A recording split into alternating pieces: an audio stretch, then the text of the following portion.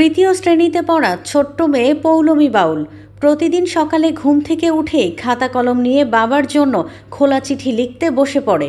প্রিয় বাবা, তোমাকে খুব মনে পড়ে। আমি জানি ঈশ্বরের কাছে তুমি ভালো আছো। জানো, মা শুধু কাঁদে, সাথে ঠাম্মাও। তবে বাবা, আমি জানি তুমি আসবে একদিন।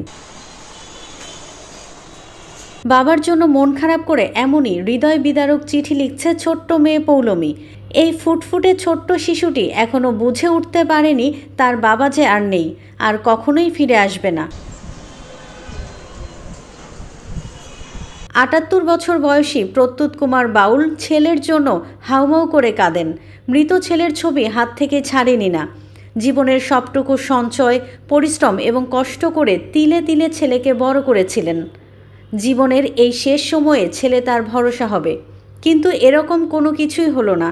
প্রতিদিন একা বসে কান্না করেন এই ৭৮ বছর বয়সী বৃদ্ধ, আর বিড়বিড় করে ছেলেকে ডাকেন আর বলেন, তুই কেন চলে গেলি বাবা? ভাষায় প্রকাশ করা যায় না। কীভাবে আছি, একবেলা খাইলে আরেকবেলা চলে না, এইরকম অবস্থা আছে। কে সেই সবচেয়ে বড় রোজগার করে আছি। আমি তো অবসর, আমি তো কিছু নাই। এখন সরকার আমার এই আবেদন, জোর আবেদন, আপনি যদি পারেন সরকার থেকে কিছু অনুদান দুটো বাচ্চার জন্য, ভবিষ্যতে যারা তার পালন যায়, এতে সেটা আমি চাই। আর 10টা মার যেমন বুক খালি দেওয়া হয়, আমার ছেলে মারা গেছে, তার কঠিন বিচার চাই। আহা, ঘন্টায় ঘন্টায় আমি রাত্রে শুয়ে ঘুমাইতে পারি, খালি চোখে জল। তার চেহারাটা সে আসতেছে, এই গাড়ি আইব, পরে সবাই নিয়ে বসে খাওয়া দাওয়া করবো।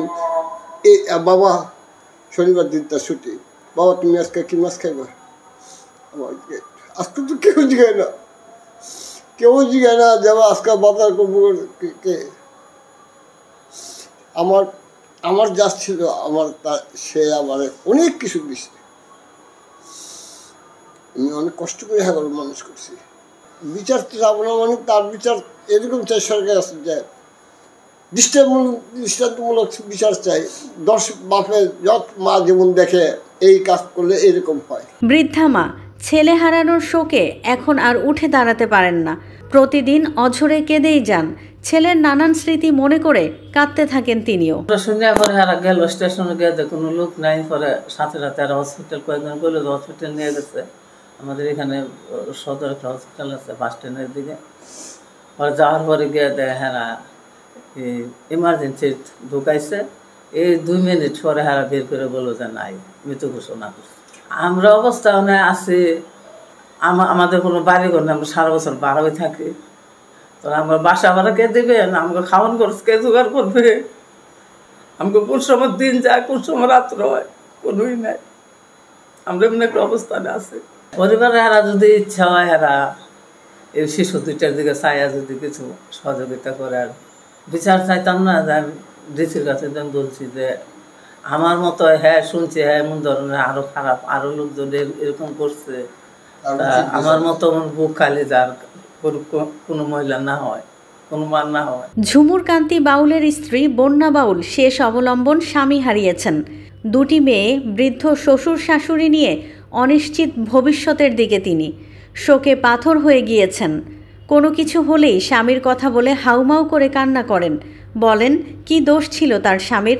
সামান্য ট্রেনে ওঠা নিয়ে কি কেউ কাউকে মেরে ফেলতে পারে? আমাদের মধ্যে কখন একটা মাথা গরম করেও কোনোদিন কথা বলেনি, ধমক দিয়েও কথা বলেনি কোনোদিন। মানে ওরা হারাই আমি ওরা নির্চ 2টা মেয়ে নিয়ে, ওদেরকে নিয়ে আমি কিভাবে বাঁচবো যারা বোঝানোর মতো নয়। তো কি করবো? তখন বড় মেয়েটা কেমন জানি হয়ে গেছে বাবা মরার ওর থেকে, কথা বলে না ঠিক মতো, খায় না, শুধু তাকায় থাকে। আমরা কান্না করলে ওর থেকে ভালো লাগে না, ও তো বুঝাইতে পারে না। আর ছোটটা বাবা নেই শুধু করে, ছোটটারই ভালো লাগে না, ও বাবার আদর পেল না, কিছু না। বাবা কি জিনিস ও বুঝবেও না। বাবার জন্য অনেক পাগল ছিল ছোটটায়। কি দোষ ছিল যে শুধু শুধু ঘুষি মাইরা ফেলাইলো। বসা নিয়া রোজ যাইতেছে, রোজ আসতেছে, কখনো তো কারোর সাথে কোনো হয় নাই, দাঁড়াই থাকে সিট না পাইলে। ও বাবার জন্য অনেক পাগল ছিল। বাসায় যেদিন থাকতো আমি স্কুলে নিলে ভালো হয়তো না, হয়তো বাবা স্কুলে নিবে, কারণ বাবা নিলে এটা চাইবো, বাবার সাথে যাইবো। বাবার জন্য পাগল দুনো মেয়ে। এখন আমি নিয়ে যাই যে আমার সাথে যাই, তুই করে না, কালকে কোচিংয়ে নিয়ে গেছি, বলতেছে মা বাবা নাই, এখান থেকে আমাদেরকে নিয়ে যেত। আমি তো বাবা তার কোনোদিন আসবো না তোমার নিতে। সরকারের কাছে আমার কি চাই, আমার দুটি বাচ্চা, ওদের ভবিষ্যৎ যদি ওনার ইচ্ছা হয়, ওদের ভবিষ্যতের জন্য যদি কিছু করতে চায়, এটুকুই। আরো যাতে সুবিচার হয়, আমি যাতে ওর শুনতে পাই যে ওর বিচার হয়েছে, আমার স্বামীরা মেরে ফেলছে শুধু শুধু বিনা দোষে। আমার স্বামী তো কোনো দোষ করে নাই। প্রতিদিনের মতো 6 জুন বাড়ি থেকে বের হয়েছিলেন ঝুমুর কান্তি বাউল। তিনি ঢাকায় একটি বাইং হাউসে সিনিয়র মার্চেন্ডাইজার হিসেবে কাজ করতেন। নরসিংদী থেকে ঢাকায় ট্রেনে প্রতিদিন যাতায়াত করতেন। চট্টগ্রাম থেকে ছেড়ে আসা ঢাকাগামী ঢাকা মেল ট্রেনের পেছন থেকে দ্বিতীয় বগিতে উঠেছিলেন তিনি। নরসিংদী স্টেশন থেকে ট্রেন ছাড়ার আগেই ট্রেনের যাত্রী চট্টগ্রামের সীতাকুণ্ডের মঞ্জুর কাদেরের সঙ্গে তার কথা কাটাকাটি হয়। এক পর্যায়ে মঞ্জুর কাদের কিল ঘুষি মারতে থাকেন ঝুমুর কান্তি বাউলকে। এতে ঝুমুর কান্তি বাউল অজ্ঞান হয়ে ট্রেনের মেঝেতে লুটিয়ে পড়েন। পরে ট্রেন থেকে ধরাধরি করে হাসপাতালে নেয়ার পথে তার এ ঘটনায় মামলার তদন্ত কর্মকর্তা নরসিংদী রেলওয়ে পুলিশ ফাঁড়ির উপপরিদর্শক মোহাম্মদ শহীদুল্লাহ বলেন, অভিযুক্ত জেল হেফাজতে রয়েছে। এ বিষয়ে এখনও তদন্ত হচ্ছে।